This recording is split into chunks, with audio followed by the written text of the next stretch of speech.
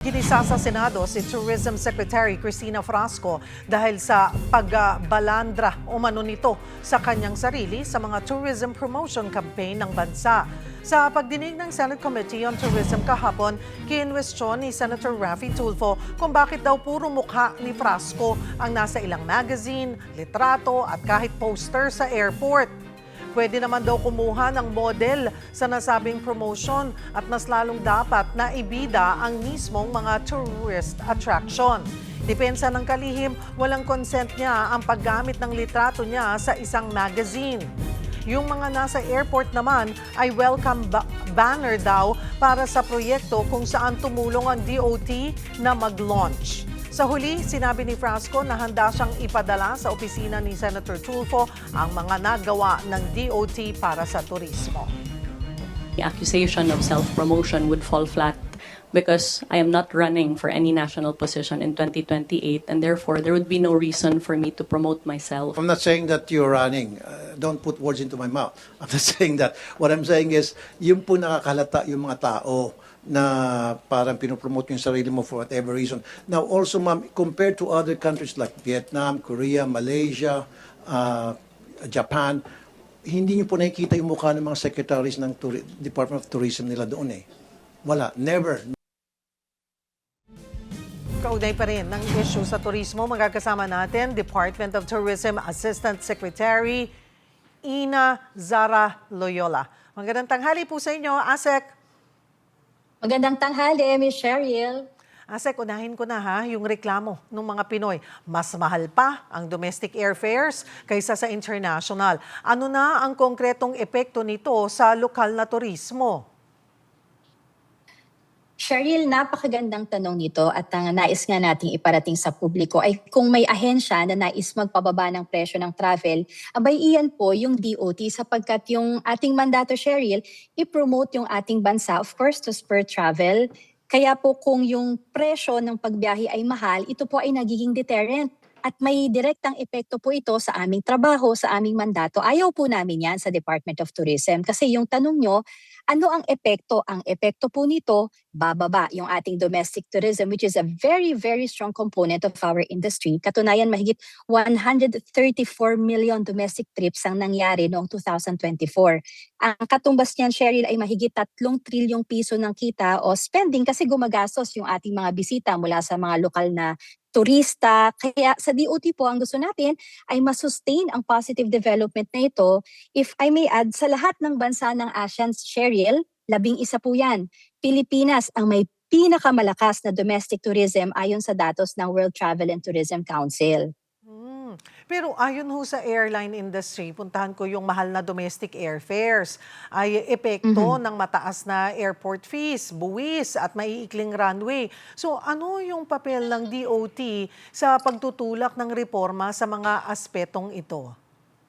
Okay, ang DOT po ay bahagi ng solusyon. Hindi po kami yung sanhi ng problema. Kahapon sa Senate hearing, Cheryl, nanawagan si Secretary Cristina Frasco ng review ng ating airline regulations at mas malinaw na publication dahil nakalagay po yan dapat just and reasonable yung airfare gaya ng hinihingi ng batas. Sa ngayon, although wala pong legal authority ang DOT para mag-regulate ng airline fares, inaakyat po natin yung concerns sa tamang mga ahensya. Very important po yan yung ating coordination sa mga stakeholders para maghanap ng ika nga po ay mga practical solutions. Nandyan yung pagdagdag ng capacity, yung bagong routes, at yung mas competitive ika nga ng mga offerings. Ang focus ng DOT po ay siguruhin na kapag tayo ay bumiyahe tayong mga Pilipino ay bumiyahe, sulit, ligtas at di kalidad yung ating experience. So tuloy-tuloy po yung efforts natin dyan, kasama na yung pag-push ng promo, as I mentioned, yung dagdag ng mga flights, yung mga routes, at umasa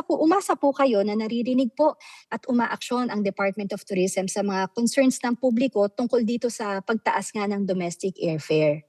ASEC Ina, noong 2025, pumalo sa 6.48 million yung tourist arrivals. So, ano ang inyong mga nakalinyang programa para mahigitan nito ngayong 2026? Tama yan, Cheryl.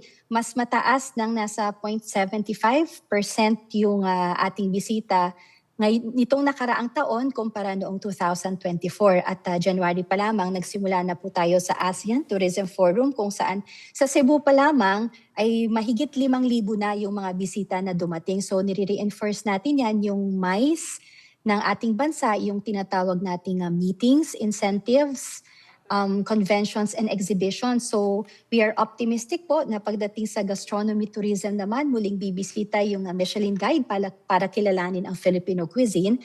Magkakaroon din tayo, i-host din natin isang napakalaki at prestihiyosong event, yung UN Tourism Gastronomy Forum. But most importantly, as mentioned by Secretary Frasco, we can expect an intensified global marketing campaign to sustain po itong positive trajectory ng ating international visitor arrivals para tuloy-tuloy po at masustain natin yung momentum. Isingit ko na rin, ASEC, yung mainit na issue ngayon sa pagsita ni Senator Raffy Tulfo kay Tourism Secretary Cristina Frasco dahil umano sa self-promotion. Bago ito, nagkalat na rin kasi sa social media yung memes kaugnay nito. May plano ba ang DOT na baguhin yung marketing style kasunod nito? Pagdating po sa marketing style, nagbabago-bago po talaga naman yan. Depende sa target, depende sa audience at sa goal. Ngayong taon po, katulad ng acting nabanggit, ay magkakaroon na global aggressive marketing campaign para tuloy-tuloy yung pagtaas ng ating mga bisita. Pero gusto ko lang din ipaliwanag, Cheryl, mayroon kasing dalawang Facebook pages ang Department of Tourism. Una, yung corporate page. So doon, ang handle na yan ay Department of Tourism. Ang nakalagay doon, yung mga initiatives ng DOT, so yung mga programs, mga projects. Ang target nito, mga tourism stakeholders at yung media. So doon sila kumukuha ng information. And then ikalawa po ay nandoon yung ating marketing page. Yung The Philippines, yan po yung handle niya. So ito naman, ang content yan ay purely mga destinations to entice them to come and to enjoy the country. So yung audience po natin dyan ay mga turista at potential tourists. At doon, Cheryl, kahit isang larawan po ng aming kalihim ay wala doon, tinitiyak ko po yan. So ulitin ko po, ginagamit po ng DOT yung resources nito para sa mandato nito at ang nakikita po ng publiko ay simpleng pagiging present ng ating kalihim dahil kagaya nga ng sinabi niya kahapon, Cheryl, kung nasaan yung trabaho, naroroon po siya. Isa rin sa napuna kasi yung paglabas doon sa cover ni Secretary Frasco sa magazine sa Japan. Kumusta yung pakikipag-ugnayan ng DOT sa foreign media para mas malinaw yung direksyon ng tourism branding ng bansa? Okay, unang-una po, nililinaw po ng DOT na wala itong pinondohan, kinumisyon o wala po itong impluensya na ginamit at hindi rin po otorisado yung paggamit ng magazine na yan, yung Philippine Topics, sa mga larawan at impormasyon mula sa DOT. Yung mismong photographer nga, Cheryl, na nagpasimula ng allegation, binawi niya yung kanyang naging statement. So that said, malinaw po ang direksyon ng DOT na we are pushing for full transparency at credibility at kagaya na nabanggit ko, there will be an intensified global marketing campaign para masustain yung positive trajectory ng ating mga bisita dito sa bansa. Pero after netong mga usapin, naglabasang meme, naging kontrobersyal, yung mga litrato, yung mga mukha ni Secretary Frasco, bago pa naging mainit yung diskusyon sa Senate with Senator Raffy Tulfo, wala man lang bang instruction din si Secretary Frasco na stop using my face? Total, ang sabi nga, ang trabaho naman, regardless, hindi kailangan ipakita sa taong bayan ang mukha ng kung sinong namumuno sa certain agency na nagtatrabaho sila kasi in the first place, kailangan naman talagang nagtatrabaho. Agree po tayo dyan, kailangan nagtatrabaho, kailangan present. At inuulit po namin, wala namang instruction, at least there's none that I know of. Walang utos na dapat ay merong mga tarpaulin.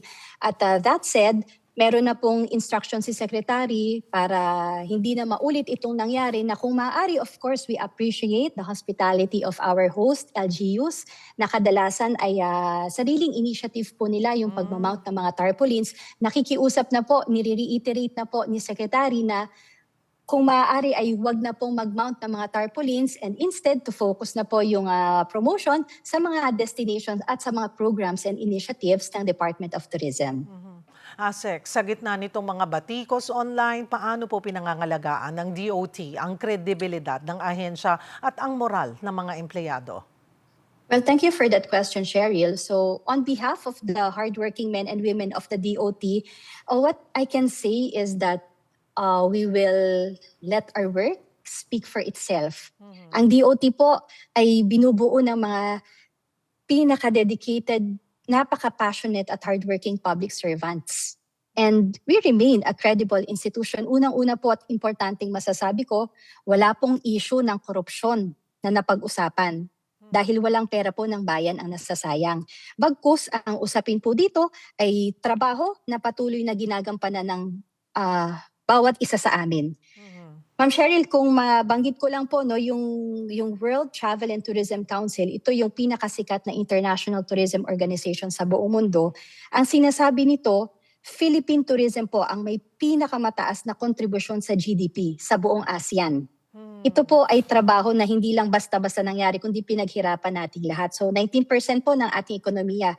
Pagdating sa trabaho, 11 milyong Pilipino po ang nakikinabang sa ating turismo. At tinitiyak po namin sa Department of Tourism na marami ang makikinabang pa kung tayo po ay magtutulungan. Marami pong salamat sa inyong oras, ASEC Ina Zara Loyola ng Department of Tourism. Magandang tanghali po.